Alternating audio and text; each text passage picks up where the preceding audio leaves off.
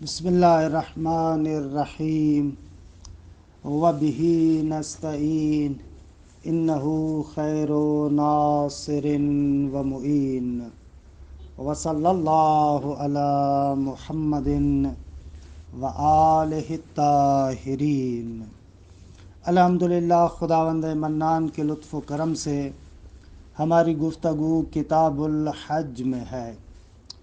تیسرا باب محل احرام کے بیان میں ہے کہ انسان جو حج کے لیے احرام باندھتا ہے، احرام پہنتا ہے، وہ کس مقام سے محرم ہو، اور جس مقام سے وہ احرام پہنتا ہے اس مقام کو میقات کہتے ہیں۔ مصنف فرماتے ہیں کہ میقات 6 ہیں۔ پہلا میقات اہل عراق کے لیے ہے۔ فرماتے ہیں کہ اہل عراق کے لیے عقیق جو ایک وادی ہے، بہت ہی طولانی وادی ہے، جو 8 فرسخوں پر مشتمل ہے کہ 48 کلومیٹر بنتے ہیں۔ اس وادی عقیق سے جو عراق والے افراد محرم ہوں گے۔ اچھا، کیونکہ یہ وادی بہت ہی طویل وادی ہے، فرماتے ہیں کہ افضل مقام اس وادی میں بھی مقام مسلخ ہے جو عراق کی جانب سے ہے۔ پھر فضل کے اعتبار سے وسطی مقام غمرہ ہے، اور آخری مقام فضل کے اعتبار سے ذات عرق ہے جو مکے کے بالکل قریب ہے۔ کہ فرماتے ہیں کہ عراقیوں کے لیے ضروری ہے کہ اس وادی عقیق سے محرم ہو۔ دوسرا میقات اہل مدینہ کا ہے کہ حالت اختیاری میں ان لوگوں کے لیے ہے کہ مسجد شجرہ سے وہ لوگ محرم ہوں گے۔ اچھا، یہ مسجد شجرہ مدینہ منورہ سے 12 کلومیٹروں کے فاصلے پر ہے کہ تقریباً 3 فرسخ بنتے ہیں۔ لیکن اہل مدینہ ضرورت کے وقت مقام جحفہ جو مکہ مکرمہ سے 22 کلومیٹر کے فاصلے پر ہے، وہاں سے محرم ہوں گے۔ لیکن اہل شام حالت اختیاری میں مقام جحفہ سے مقام جحفہ ان کا میقات ہے اور وہاں سے محرم ہوں گے۔ اور جو یمن والے افراد ہیں ان کے لیے میقات یلملم ہے۔ یہ یلملم ایک جبل ہے جو مکے سے تقریباً 94 کلومیٹروں کے فاصلے پر ہے۔ یلملم، وہاں سے یہ لوگ محرم ہوں گے۔ اور جو طائف والے افراد ہیں وہ قرن المنازل، کہ یہ بھی مکے سے اتنا ہی دور ہے جس طریقے سے یلملم ہے، وہاں سے محرم ہوں گے۔ اور چھٹا میقات بچوں کے لیے ہے، وہ ہے مقام فخ، کہ مکے سے 6 کلومیٹروں کے فاصلے پر ہے۔ وہاں سے جو اولیاء ہے، ولی ہے، وہ اپنے بچوں کو محرم کریں گے۔ یہ 6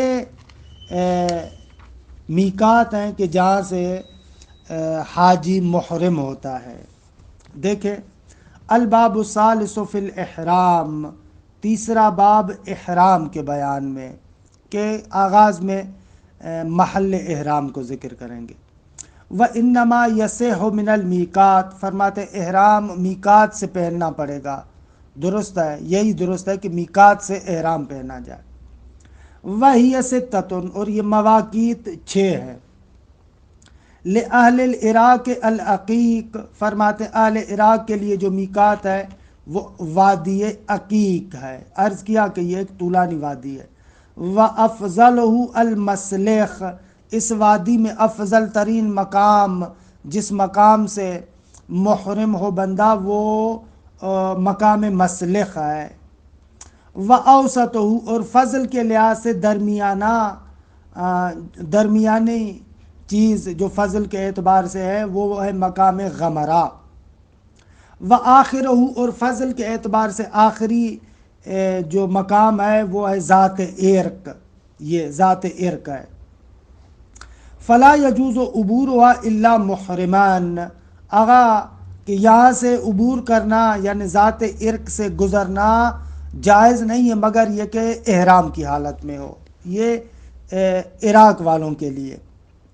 وَلِأَهْلِ الْمَدِینہ، اور جو مدینے والے ہیں ان کے لیے کیا ہے؟ مسجد الشجرہ، مسجد شجرہ ہے کہ عرض کیا کہ مدینے سے 12 کلومیٹر کے فاصلے پر ہے۔ وَعِنْدَ ضرورہ الجحفہ، اور اگر کوئی خوف وغیرہ ہے نہیں پہن سکتے مسجد شجرہ سے تو پھر ان کے لیے ضروری ہے کہ مقام جحفہ سے محرم ہو، کہ عرض کیا کہ یہ مکے سے تقریباً 22 کلومیٹر کے فاصلے پر ہے۔ وہی یعنی یہ جحفہ میقات اہل شام اختیاران، حالت اختیاری میں نارمل حالت میں اہل شام کے لیے جو میقات ہے وہ وہی مقام جحفہ ہے۔ وَلِلْيَمَنِ یلملم، جو اہل یمن ہے ان کے لیے یلملم، کہ عرض کیا کہ یہ یلملم ایک جبل ہے جو مکے سے 94 کلومیٹروں کے فاصلے پر ہے تقریباً، وہاں سے محرم ہوں گے۔ وَلِلطَّائِفِ قَرْنُ الْمَنَازِلِ، اور جو طائف کے رہنے والے ہیں ان کے لیے جو مقام میقات ہے وہ قرن المنازل ہے، کہ بہرحال یہ بھی مکے سے اتنا ہی دور ہے جیسے یلملم دور ہے۔ وَالْمُتَمَتِّعُ بِحَجَّةٍ يُحْرِمُ عَنْ مَکَّةَ، البتہ جو حج تمتع کا احرام باندھنا چاہتا ہے، ایک ہے عمرہ تمتع، وہ تو اسی میقات سے ہوگا، لیکن جو حج تمتع کا احرام ہے وہ کہتے ہیں وہ مکے سے ہوگا۔ وَمَنْ كَانَ مَنْزِلُهُ أَقْرَبَ مِنَ الْمِيقَاتِ فَمَنْزِلُهُ مِيقَاتُهُ، اور جس کا گھر مکے سے اس کے میقات سے زیادہ قریب تر ہے تو پھر اس کا گھر ہی میقات ہوگا، یعنی اپنے گھر سے احرام باندھے گا۔ وفخ، مقام فخ للصبیان، بچوں کے لیے، کہ بچوں کے جو اولیاء ہیں وہ ان کو مقام فخ سے، کہ عرض کیا کہ 6 کلومیٹروں کا فاصلہ ہے مکے سے، وہاں سے بچوں کو محرم کریں گے۔ ومن حج علی طریق احرم من میقات اہل، اگر جو بندہ ایک اور طریقے سے حج کرنا چاہتا ہے، درست ہے، تو اس بندے کے لیے یعنی اس کا جو طریقہ تھا، مثلاً اگر عراقی ہے اگر اسی مقام سے آ رہا ہے تو دیکھیے عراق والوں کا جو مقام میقات ہے وہاں سے ہوگا، لیکن اگر وہ حج کرنا چاہتا ہے مدینے کے لوگوں کی طرح تو پھر اس کو چاہیے کہ جو مدینے والوں کا میقات ہے وہیں سے محرم ہوگا، یعنی مسجد شجرہ سے۔ ومن حج علی طریق، یعنی علی طریق آخر، اپنے طریقے کے علاوہ دوسرے طریقے پر حج کرنا چاہتا ہے تو احرم من میقات اہل، اس دوسرے طریقے والے لوگوں کے میقات سے محرم ہوگا۔ ولا یجوز الاحرام قبل هذه المواقیت، فرماتے ہیں کہ احرام ان مواقیت سے پہلے نہیں باندھے گا، کہ بہرحال عرض کریں گے کہ احرام میں 3 چیزیں، وَلَوْ تَجَاوَزَهَا مُتَعَمِّدًا رَجَعَ، فرماتے ہیں کہ اگر جان بوجھ کے میقات کو کراس کیا اور محرم نہیں ہوا تو کہتے ہیں کہ اس کو پلٹنا پڑے گا، وَأَحْرَمَ مِنْهَا، اور اس میقات والی جگہ سے محرم ہوگا۔ وَإِن لَمْ يَتَمَكَّنْ، خوب جان بوجھ کے گزر گیا اب پلٹ نہیں سکتا تو کہتے ہیں بطل حج، اس کا حج باطل ہو جائے گا۔ جان بوجھ کے میقات سے گزر گیا اب پلٹ بھی نہیں سکتا تو بطل حج۔ خوب وَإِن كَانَ نَاسِيًا أَوْ جَاهِلًا رَجَعَ مَعَ الْمُقْنَى وَأَحْرَمَ مِن مَوْضِعِهِ إِن لَمْ يَتَمَكَّنْ، اگر بیچارہ احرام باندھنا بھول گیا یا اس کو پتہ نہیں ہے کہ میقات سے احرام باندھا جاتا ہے، جاہل ہے، تو اگر پلٹ سکتا ہے تو اس کو پلٹنا ہے اپنے میقات کی طرف، اور اگر پلٹ نہیں سکتا تو جس مقام پر ہے اسی مقام سے محرم ہوگا۔ وَإِن كَانَ نَاسِيًا أَوْ جَاهِلًا، اگر بیچارہ بھول گیا یا اس کو مسئلے کا پتہ نہیں ہے تو رجع مع المقنع، اگر اس کے پاس قدرت ہے، مکنت ہے تو پلٹے گا میقات کی طرف، وہاں سے محرم ہوگا۔ وَأَحْرَمَ مِن مَوْضِعِهِ إِن لَمْ يَتَمَكَّنْ، اگر نہیں پلٹ سکتا تو جس جگہ پر ہے اسی جگہ سے محرم ہوگا۔ وَلَوْ نَسِيَ الْإِحْرَامَ حَتَّى أَكْمَلَ مَنَاسِكَهُ صَحَّ حَجُّهُ عَلَى رِوَایَةٍ، اچھا ایک بندہ احرام بھول گیا اور مناسک حج سارے انجام دے دیے تو ایک روایت کے اعتبار سے اس کا حج درست ہوگا، تمام شد۔ والواجب فی الاحرام النیت و استدامت و حکمان و تلبیات الاربعہ للمتمتع والمفرد۔ خوب فرماتے ہیں کہ احرام کے اندر 3 چیزوں کا ہونا ضروری ہے۔ پہلی چیز ہے احرام میں نیت، اچھا نیت کرے کہ میں یہ احرام باندھ رہا ہوں مثلا حج کے لیے یا عمرے کے لیے قربتاً اللہ، اور اس نیت کا استمرار حکمی بھی ہو، کہ استمرار حکمی کو میں پہلے بیان کر چکا ہوں کہ درمیان میں یہ نیت نہ کرے کہ میں احرام اتار دیتا ہوں یا مجھے احرام نہیں ہے، نہ اسی نیت پر باقی ہو۔ 2 تلبیات اربعہ، جو بندہ متمتع ہے، حج تمتع ہے، یا جس بندے کا حج افراد ہے، اس کے لیے فرماتے ہیں کہ یہ تلبیات اربعہ ضروری ہے، درست ہے۔ لیکن اگر حج قران ہے تو اس کے لیے تلبیہ ضروری ہے، تقلید ضروری ہے، جو کیا کرتا ہے حج قران کے اندر ہے، کہ اس کی توضیحات عرض کرتا ہوں۔ اشعار اور تقلید یعنی کیا؟ اشعار یعنی کیونکہ حج قران میں اس کی قربانی اس کے ساتھ ہے نا، اگر وہ قربانی اونٹ ہے تو فرماتے ہیں کہ اس کا جو سیدھا طرف ہے اس طرف کا جو کوہان ہے اس کو شق کرے گا، ٹھیک ہے، اس کو پارا کرے گا تاکہ اس کا خون اس قربانی پر لگ جائے، اسے کہتے ہیں اشعار۔ اور اگر وہ قربانی اس کی اونٹ کے علاوہ ہے تو پھر فرماتے ہیں کہ اس کے گلے کے اندر، اس کے گلے میں وہ اپنی جوتی جو نماز کے اندر اس کے پاس ہوتی ہے، درست ہے، فرماتے ہیں کہ اس کو اس کے گلے میں لٹکا دے گا، اس کو کہتے ہیں تقلید، درست ہے۔ دیکھیں عبارت کو، والواجب فی الاحرام النیت، فرماتے ہیں احرام کے اندر نیت ضروری ہے، واستدامت و حکمان، اور اس نیت کا استمرار حکمی بھی ہو، یعنی اول احرام سے آخر احرام تک اپنی اس نیت سے نہ پلٹے، یہ استمرار حکمی ہے۔ وتلبیات الاربعہ للمتمتع والمفرد، جو حج تمتع یا حج افراد کرتا ہے اس کے لیے تلبیات اربعہ ہے کہ ابھی ذکر کرتے ہیں۔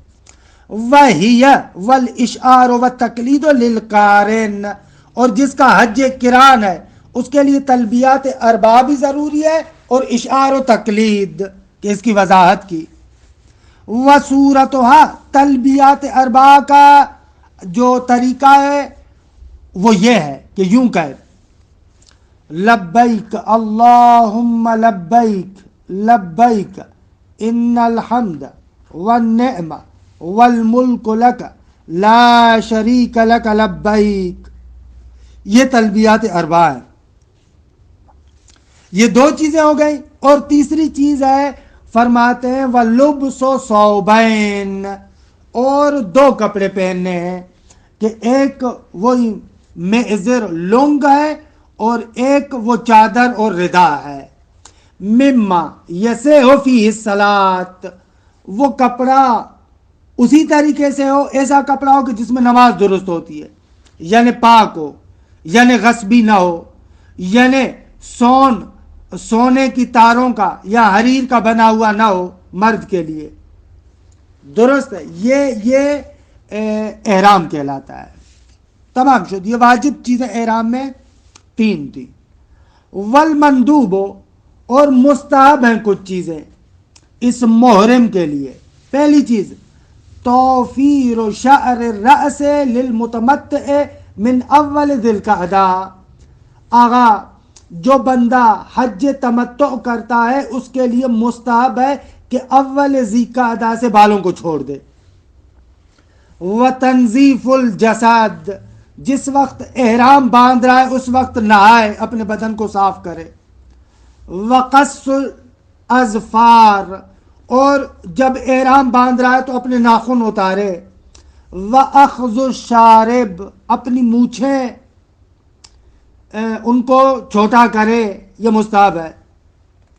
وَأَخْذُ الْآنَا وَالْإِبْطِينَ بِالنُّورَ اور اسی طریقے سے انڈر شیو ہے یا جو بغل ہے خوب ان کو نورے کے ساتھ، بغلوں کو نورے کے ساتھ صاف کرے اور جو انڈر شیو ہے وہ بھی کرے، یہ بھی مستحب ہے. والغسل امامہ فرماتے احرام سے پہلے مستحب ہے کہ غسل کرے.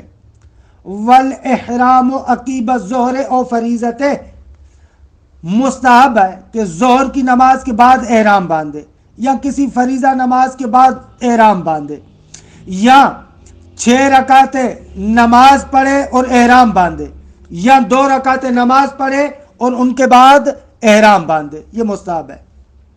ورفع الصوت بالتلبیہ اذا علت راحلته البیضاء ان حج علی طریق المدینہ فرماتے ہیں کہ مدینہ منورہ کے راستے سے اگر حج کر رہا ہے تو جیسے ہی اس کی سواری بیضاء پر چڑھتی ہے، بیضاء ایک زمین ہے جو بالکل اوپر ہے، کہ ہمارے یہاں روایات میں آیا ہے کہ جب حضرت ولی عصر ارواحنا لہ الفدا کا ظہور ہوگا تو جو سفیانی کا لشکر ہے وہ اس مقام بیضاء میں غرق ہوگا. درست ہے، یہ تقریباً مسجد شجرہ سے 1 میل کے فاصلے پر ہے. تو کہتے ہیں کہ جب اس کی سواری اس بیضاء پر چڑھتی ہے تو وہاں پر بلند آواز سے تلبیہ کہے. والدعا اور برحال مستحب احرام باندھتے وقت وہ جو مأثور دعائیں ہیں وہ پڑھے. وتلفظ بالنوع اور اپنی زبان سے نوع حج کا تلفظ کرے، کہ مثلا نیت کر رہا ہوں حج کی، یا حج قران ہے، حج افراد ہے، حج تمتع ہے، وہ بھی ادا کرے تلفظ کے ساتھ. والاشتراط اور مستحب ہے کہ احرام باندھتے وقت خدا کے ساتھ شرط کرے.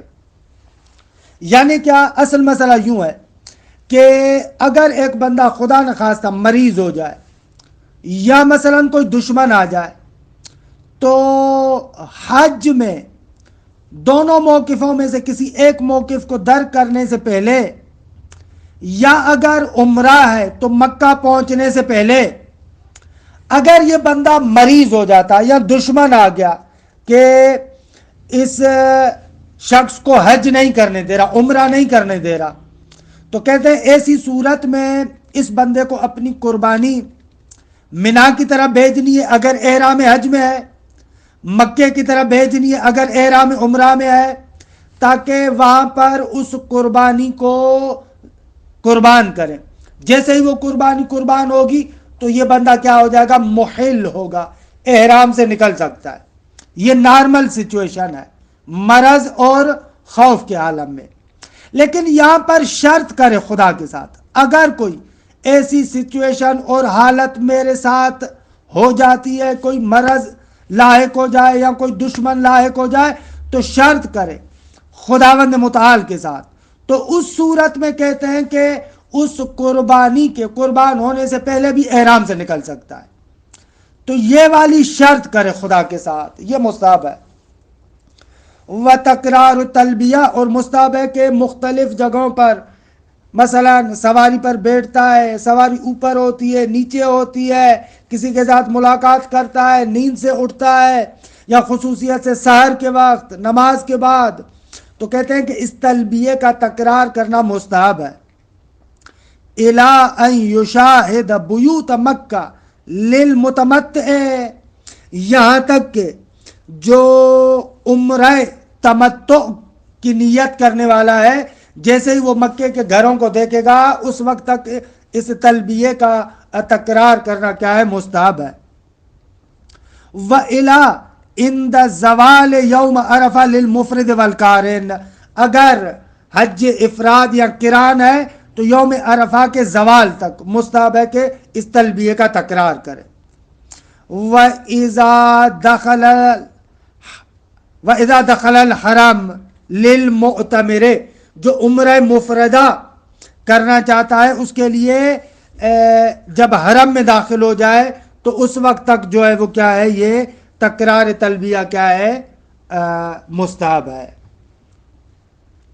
وَالْإِحْرَامُ فِي قُطْنٍ مَحْضٍ، اگر جو احرام باندھ رہا ہے وہ کاٹن کا احرام ہو۔ وَإِحْرَامُ الْمَرْأَةِ كَإِحْرَامِ الرَّجُلِ إِلَّا فِي تَحْرِيمِ الْمَخِيطِ، خاتون کا احرام بھی مرد کی طرح ہے سوائے اس کے ساتھ کہ اس پر سلا ہوا کپڑا پہننا حرام نہیں ہے۔ مرد پر سلا ہوا کپڑا پہننا حرام ہے، جائز نہیں ہے، لیکن خاتون کے لیے جائز ہے۔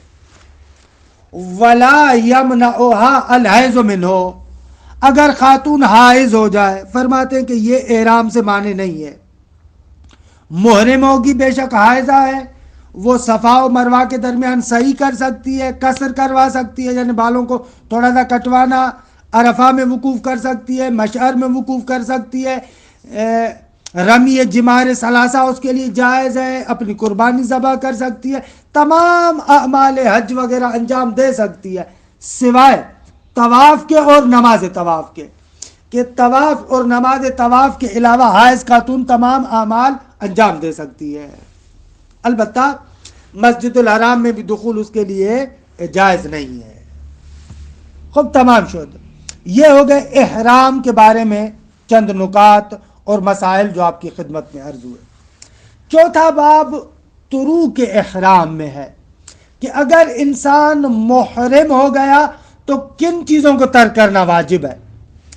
فرماتے ہیں کہ طروق احرام 14 ہے، کہ بالکل آسان ہے، ان کو عبارت میں دیکھتے ہیں۔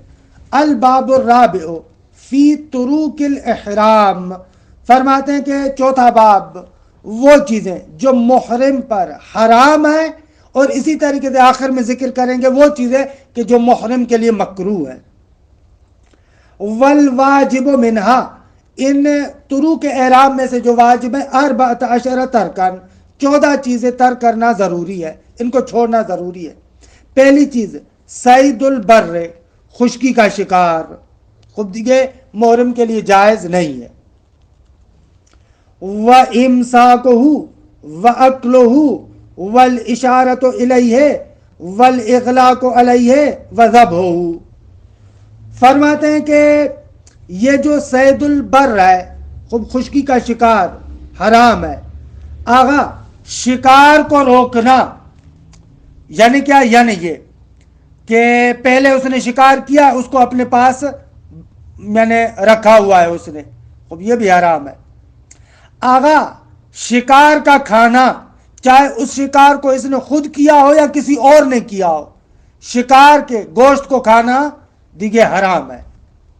والاشارۃ الیہ، کوئی اور بندہ شکار کر رہا ہے اور یہ اشارے سے بتا رہا ہے دیکھو دیکھو فلاں جگہ پر ہے، خب یہ بھی حرام ہے۔ والاغلاق علیہ، صید کو بند کرنا کسی مقام میں، محرم ہے ادھر بند کر دیتا ہے، کہے گا کہ انشاءاللہ احرام کے بعد میں اس کا شکار کروں گا، خب یہ بھی حرام ہے۔ وذبحہ، اور شکار کا ذبح کرنا، حتیٰ کسی اور نے شکار کیا ہے اور یہ اس کو ذبح کرے، کہتے ہیں کہ یہ حرام ہے۔ بس احرام کے اندر پہلی چیز کیا ہے؟ صید البر ہے، اور اس کے یہ چند نکات۔ 2 والنساء وطیا وتقبیلا ولمسا ونظرا بشہوۃ وعقدا لہ ولغیرہ وشہادۃ علیہ، اگر محرم پر واجب ہے کہ خاتون کے ساتھ ترک وطی کرے، وطی کرنا جائز نہیں ہے، چاہے وہ وطی قبول میں ہو یا دبر میں ہو، حتیٰ شہوت کی نیت سے چومنا، لمس کرنا، دیکھنا خوب دیکھے جائز نہیں ہے۔ اگر احرام کی حالت میں عقد کرنا اپنے لیے جائز نہیں ہے، ولغیرہ اور دوسرے کا عقد پڑھنا جائز نہیں ہے، وشہادتاً علیہ اس پر گواہی دینا جائز نہیں ہے۔ خوب یہ دو ہو گئے ترک۔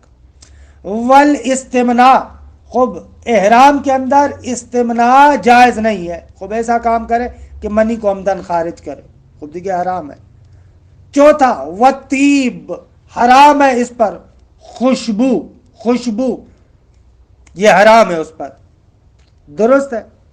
والمخیط للرجال، سلا ہوا کپڑا خوب دیکھیں مردوں کے لیے حرام ہے۔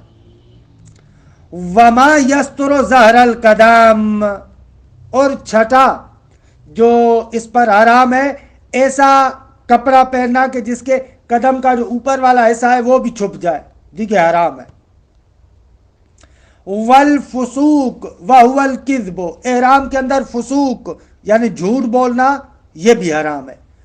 والجدال، احرام کے اندر جدال کرنا، لا واللہ و بلا واللہ ایسے قسمیں اٹھائے، خدا کی قسم ایسے نہیں ہے، اللہ کی قسم ایسے ہے، یہ جدال ہے اور حرام ہے احرام کے اندر۔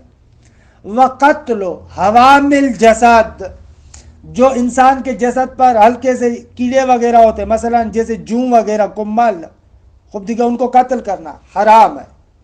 وَإِزَالَةُ الشَّعْرِ مَعَ غَيْرِ الضَّرُورَةِ، ضرورت کے بغیر اپنے بال زائل کرنا، حتیٰ ایک بال بھی خوب دیکھیں جائز نہیں ہے۔ وَإِسْتِعْمَالُ الدُّهْنِ، خوب تیل استعمال کرے بدن وغیرہ کو لگانے کے لیے، خوب دیکھیں جائز نہیں ہے۔ وَتَغْطِيَةُ الرَّأْسِ لِلرِّجَالِ وَتَذْلِيلُ سَائِرًا، اگر سر کو ڈھانپنا مردوں کے لیے حرام ہے، سائے کے نیچے چلنا حرام ہے۔ وَقَصُّ الْأَظْفَارِ، اور اپنے ناخن تراشنا پورے یا کم حرام ہے۔ وَقَطْعُ الشَّجَرِ وَالْحَشِيشِ النَّابِتِ فِي غَيْرِ مِلْكِهِ، اگر کوئی درخت کاٹنا یا کوئی پودا وغیرہ ہے جو اس کی ملکیت میں نہیں ہے اس کو کاٹنا اکھاڑنا جائز نہیں ہے، البتہ اس کی ملک وغیرہ میں ہو وہ پودا وغیرہ تو مشکل نہیں ہے۔ فرماتے ہیں یہ جائز نہیں ہے الا الفواکہ، مگر میوہ جات، خوب وہ جائز ہے۔ والاذخیر، اذخیر زال ساکن، حمزہ مکسور اور خا بھی مکسور، اذخیر یہ ایک پودا ہے جو خوشبودار ہے، اس کو بھی توڑنا جائز ہے۔ والنخل، اس کو بھی توڑنا جائز ہے، مشکل نہ دار ہے، اس کو بھی کاٹنا، نخل تمرا کو بھی کاٹنے میں کوئی حرج نہیں ہے، مشکل نہ دار ہے۔ خوب یہ ہو گئے 14 طروق جو واجب ہے۔ اچھا کچھ چیزیں محرم کے لیے مکروہ ہیں۔